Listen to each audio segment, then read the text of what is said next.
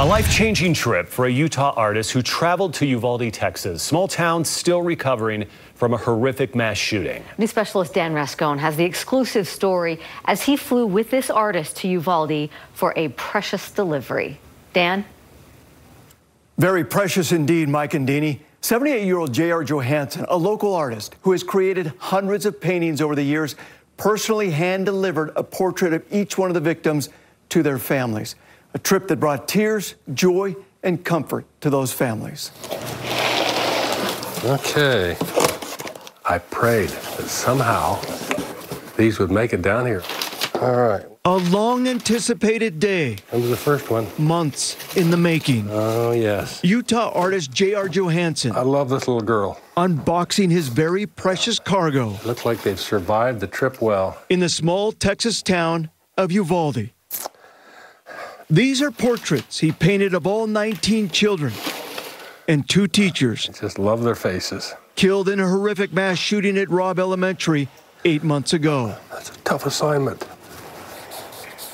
That assignment started months ago, 1,300 miles away, in the small town of Huntsville, Utah, in JR's backyard studio. I see innocence and I see happiness. The photos and bios of each life lost Alethea loved to draw. Were collected by his brother-in-law, Ross Davidson. It's a beautiful, quiet, sweet little community with good people. Ross and his wife, Jolene, live in Uvalde on an assignment from the Church of Jesus Christ of Latter-day Saints. Okay. Ross knew of JR's talents and gave him a call. Have you considered that you might be able to paint a portrait of those that passed away? And I could hear him break into tears in his voice. As he said, that has been on my mind and my heart as well. See the eye coming out there a bit. For years, JR has been painting missionaries who lost their lives while serving and donating them to their families. You nailed it. To date, he's done over 150 missionary portraits. I have experienced pretty tender moments painting missionaries who have died. But never Little Juliana. had he undertaken a project like this. Bless your heart. We were with JR as he traveled to Uvalde, a chance to help heal wounds in a community that has lost so much. This is not a town that's about to forget the lives that were lost here. All across town, huge memorials depicting the 19 children and 2 teachers. I want to see them receive some sort of comfort from the portrait. Hi. Hi, J.R. Johansen is my name. One by one, the families arrived. It was a pleasure to paint his portrait. Beautiful. Well, thank you. JR getting a chance to meet parents and loved ones. I wanted to thank you. Well, you're Thank you welcome. for doing this for our kids. You're welcome.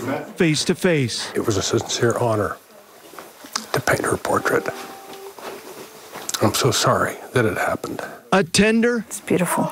and emotional scene. It's like she's still here. And, You captured him very well. Well, did I? One of the best pictures That pleases me. As families see the faces of their little ones. It just spoke to me. She just really did. That makes me happy because I want him to speak to you. And I believe he will. Every portrait coming to life for the families. Is that her? Yes, 100% her. It looks beautiful. I love it. The eyes, the smile, the hair. Her glasses. She always had to have her glasses. It's beautiful. It's awesome rethinking the day over and over. It plays back in our minds over and over. And have to keep ourselves busy to not rethink about it. Thank you very much. You're welcome.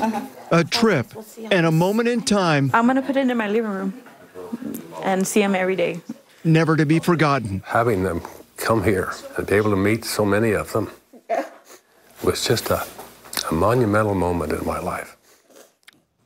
Yes, some very tender and powerful moments. Uvalde is a place, too, I will never forget.